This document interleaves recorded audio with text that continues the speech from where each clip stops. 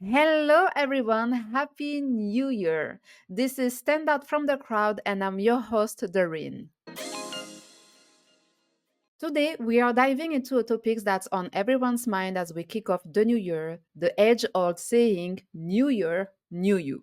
But here is the thing. Does the idea of a new you really work? Is a complete overhaul of our lives, habits, and routines the key to success and happiness? Well, today we are going to challenge that notion. I believe in the power of evolution rather than revolution. Let's start by looking at why so many people struggle to keep their New Year's resolutions. As I was doing my research for today's podcast, I came across the psychology behind why New Year's resolutions fail, and I found it very interesting. According to a Forbes Health One Poll survey conducted in October of 2023, almost 62% of respondents say they feel pressured to set a New Year's resolution.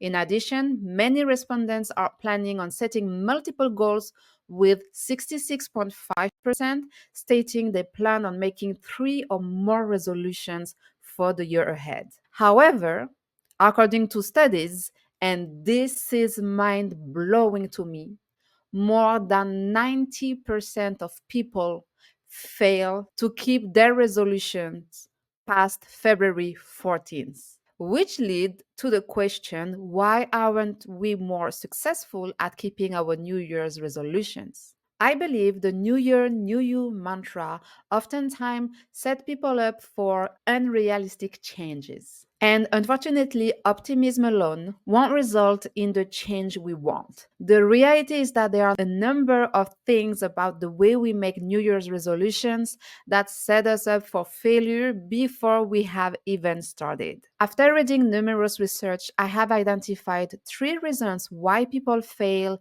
at New Year's resolutions. These three reasons are the ones that resonated the most with me, and I hope it will resonate with you too. Reason number one, people set unrealistic expectations. To make a lasting change, you have to be uncomfortable for a long period of time. And people don't like to be uncomfortable. People tend to set New Year's resolutions that are really big. And yes, they might be achievable, but oftentimes they forget about breaking down their big goals into smaller and more achievable steps that are needed along the way. So, reason number one, people set up unrealistic expectations. Reason number two, people do not consider the why behind their goals. Why do you want to make those changes? I'm going to quote Terry Bly, a licensed clinical psychologist, and I'm going to quote him a couple of times in this podcast. I quote, change is hard, and as a result, the pain of not changing has to be greater than the pain of changing for us to really change. Let me repeat that because this is quite powerful. Change is hard, and as a result, the pain of not changing has to be greater than the pain of changing for us to really change. We need to know our personal reasons behind our goals. If that's to go to the gym, we need to dig deeper and ask ourselves why. For instance, if we want to go to the gym, is it because we want to get in shape, because we want to feel healthier, or something else? If we know the reason why we are making a particular resolution, we may find there are other routes, other ways to achieving it that will be more enjoyable and satisfying for us, and therefore make us more likely to stick with it over the long term. Another reason we cannot commit to our New Year's resolutions long term is reason number three, you may not be ready for change. In the same study, Terry Bly points to the stages of change, which is a model as a way to understand the process people go through before they are psychologically ready to change.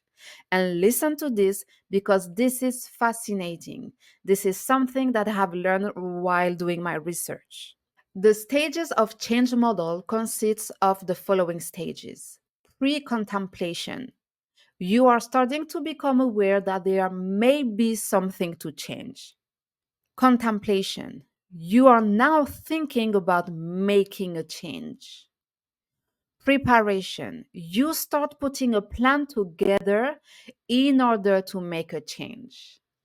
Action. You make the change happen.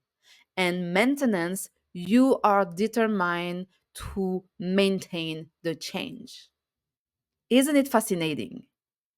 The people who achieve their New Year's resolution, it's because they are at the action stage when they make their resolution. On the other hand, people who make New Year's resolutions on a whim are unlikely to succeed because they have not put enough thought, preparation, and planning before making the New Year's resolution and to sustain them. I believe change is a gradual process, and expecting a radical change almost overnight can lead to frustration and burnout. And trust me, as a high achiever, I know way too much about it.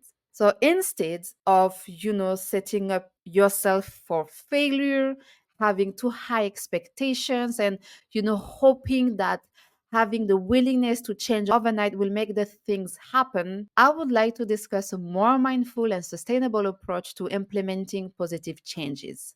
How about ditching the New Year, New You mantra for New Year, Same You? Let me explain. The New Year Same You mantra acknowledges the value of self acceptance and self awareness. It's about recognizing your strengths, understanding your areas for improvement, and committing to continuous growth without losing sight of your authentic self. Basically, it's about embracing who you are, acknowledging your strengths, and leveraging them to become the best version of yourself. So you can make those changes happen and sustain them. Okay? We are not reinventing the wheel here. My one advice, which is a 3-step process for those of you who are looking to make positive changes without feeling overwhelmed, is to first do a self assessment of who you are, your strengths, your weaknesses, your opportunities for growth, but also the threat to your growth, which is your personal SWOT analysis. And because I want you to thrive, I have attached a free template. The link is in the description of this episode so you can identify your strengths and opportunities for professional development and personal growth. Even if you think that you already know everything about yourself, a personal SWOT analysis will push you to look at yourself from a different perspective. So click the link in the description below to download your personal SWOT analysis template. Then, once you have identified your strengths, set realistic goals aligned with your values and priorities. What do you want to achieve first? What do you need to achieve first? How can your strengths help you achieve that objective? Break your goals down into monthly goals, and then you break down those monthly goals into manageable weekly tasks. Basically, you reverse engineer the process and look at it as a funnel. The top part of your funnel is your yearly goal. The middle part of your funnel is your monthly goal. Okay, so you should have 12 monthly goals in order to achieve your yearly goal. And then the thinner part, the lower part of your funnel should be your weekly tasks. Keep in mind that consistent steps, no matter how small, lead to progress and build momentum. Last but not least, surround yourself with a supportive community. I know it may sound cliche, especially if I say the people you surround yourself with can make you or break you, but this is true. In your personal SWOT analysis, you may have identified some people as a threat, as a barrier to your personal growth and professional development. And these people can be family members, friends, and I see it a lot with my clients and with my group sessions. Oftentimes, we don't realize unless we do a SWOT analysis, an introspection, and decide to assess our surrounding, we don't realize how much the people we surround ourselves with can have a negative impact on our progress. So, this is very important to be able to identify those threats, those barriers to your personal growth and professional development so you can adjust and you can start meeting new people. You can start surrounding yourself with people who have already achieved the goals that you are trying to achieve. This is how you are going to fast track your success, but this is also how you are going to ensure that you are putting one foot after the other into the right direction. Accountability and encouragement go a long way in sustaining positive changes.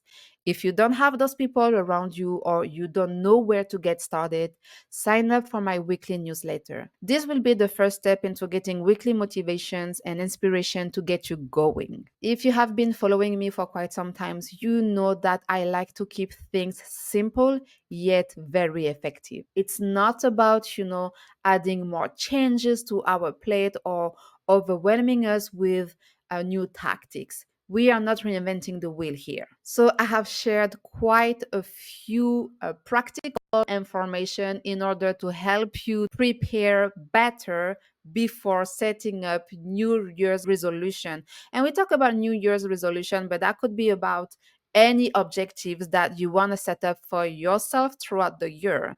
And the three-step process that I have shared with you is step number one: do your personal SWOT analysis. Click the link in the description below to download the template. Step number two: set up one or two goals and break them down into monthly, weekly, and daily steps, baby steps. When you add them one after the other over a long period of time, there is a compound effect that will allow you to achieve your goal. And step number three: create an environment that inspires you to thrive. You can sign up for my weekly newsletter to get the motivation and inspiration to keep you going. These are clear, simple, yet very effective steps. A gradual and mindful approach is the key to long term success. As we wrap up today's episode, I want to leave you with a thought. Instead of striving for a new you, let's focus on becoming a better version of yourself each day, embracing the journey and celebrating the progress you make. Thank you for tuning in to another episode of Stand Out From The Crowd. Until next time, keep standing out. Bye bye.